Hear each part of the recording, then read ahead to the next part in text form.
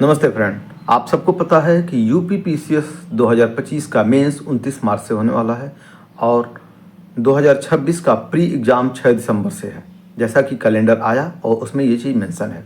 तो 2026 के लिए अच्छा खासा टाइम है। उसके लिए हमें इंटीग्रेटेड रूप से प्री और मेंस दोनों की तैयारी होनी चाहिए और मेन फोकस मेंस पे होना चाहिए।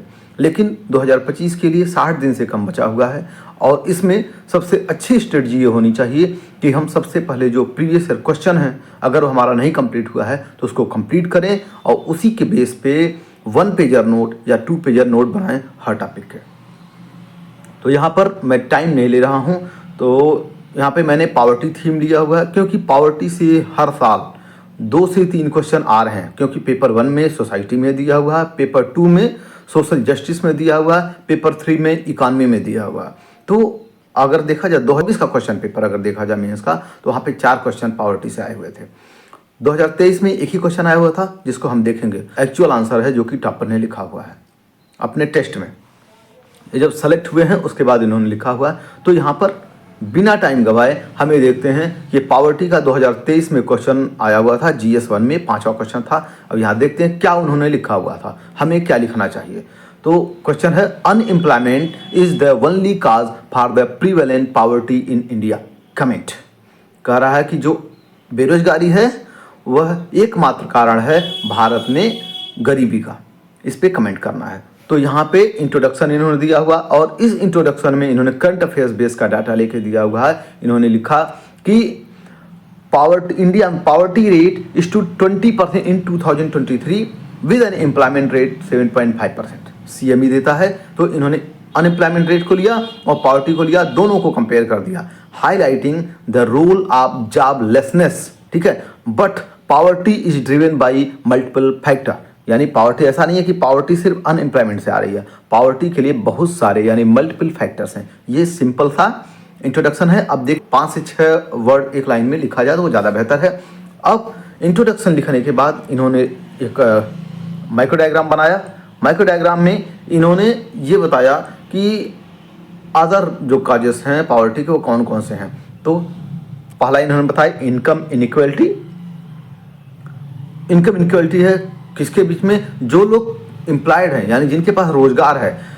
एग्जाम्पल दिया 1% इंडिया का पॉपुलेशन कुल 50% वेल्थ को होल्ड करता है, यह रिपोर्ट आई थी वर्ल्ड बैंक के द्वारा। दूसरा है एजुकेशनल डिफिशियंसी।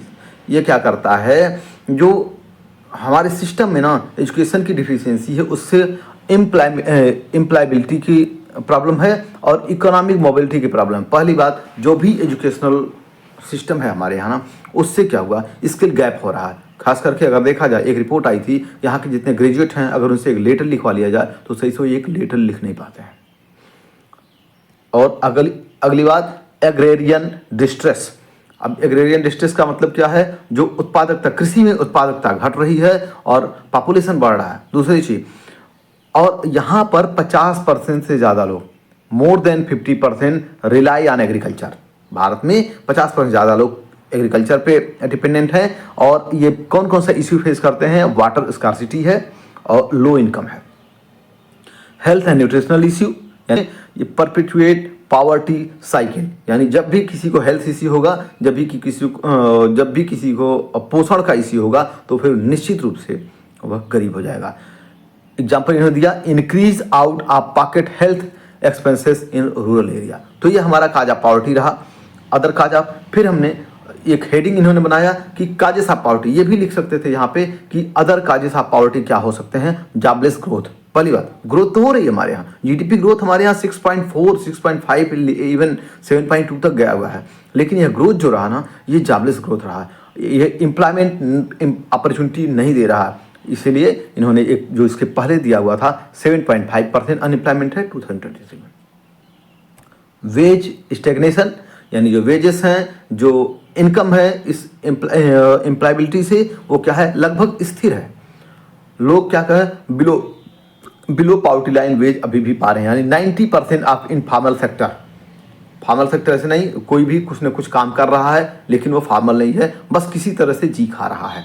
स्किल मिसमैच, यहाँ पे तीसरा कारण इन्होंने बताया कि skill mismatch due to poor quality of education. यहाँ पे एजुकेशन क्वालिटी पुअर है, इसलिए एम्प्लॉयबिलिटी यहाँ बहुत कम है। एग्जाम्पल इन्होंने बताया, जिसे फ्रेश ग्रेजुएट हैं वो एम्प्लॉयबल नहीं हो रहे हैं।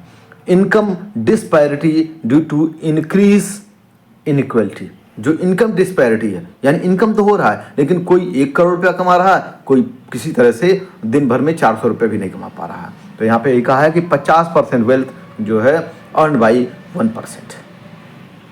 पांचवा एग्रीकल्चर क्राइसिस, वहाँ एग्रेरियन डिस्ट्रेस उन्होंने किया हुआ था, यहाँ पे एग्रीकल्चर क्राइसिस है। Rural poverty due to lack of agriculture reform, यहाँ पे एग्रीकल्चर रिफॉर्म कम है, नहीं हो रहे हैं या तो इनफेक्टिव हैं, इसलिए यहाँ पे पॉवर्टी हो रही है। पुअर हेल्थ इंफ्रास्ट्रक्चर, जो हेल्थ इंफ्रास्ट्रक्चर है वो पुअर है। इलनेसेस, बीमारियाँ बढ़ रही हैं। अब एक हॉस्पिटल है, वहाँ पे लाखों लोग उस पर डिपेंडेंट हैं।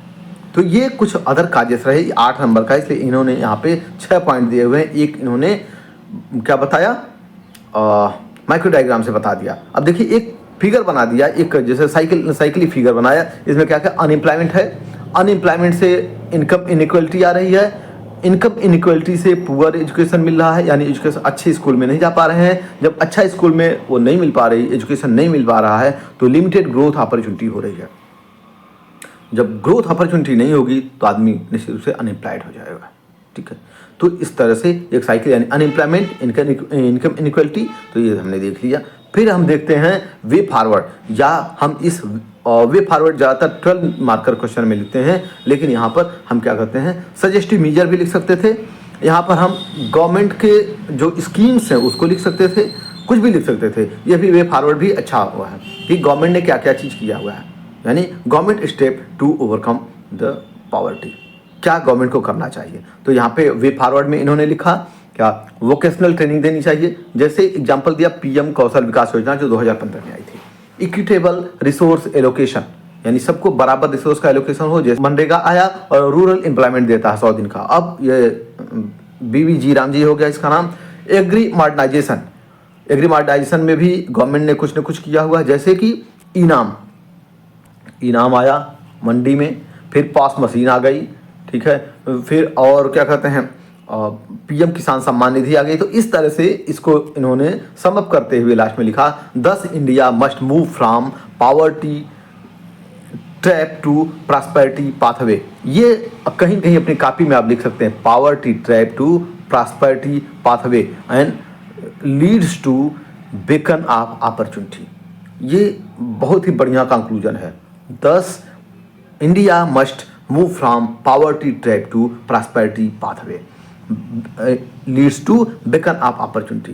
तीर लगाया इन्होंने ऊपर का, जब भी इंक्रीज दिखाना है तो ऊपर का तीर लगाया, डिक्रीज दिखाना नीचे का तीर लगाया, बाकी बहुत ज़्यादा इन्होंने लिखा नहीं, वर्ड लेवल में लिखा हुआ। तो इस तरह से हमने पहला क्वेश्चन देखा। हम अगला क्वेश्चन जस्ट अगले वीडियो में देखेंगे। मैं वीडियो को देखने के लिए आपका बहुत बहुत धन्यवाद। आपका दिन शुभ हो।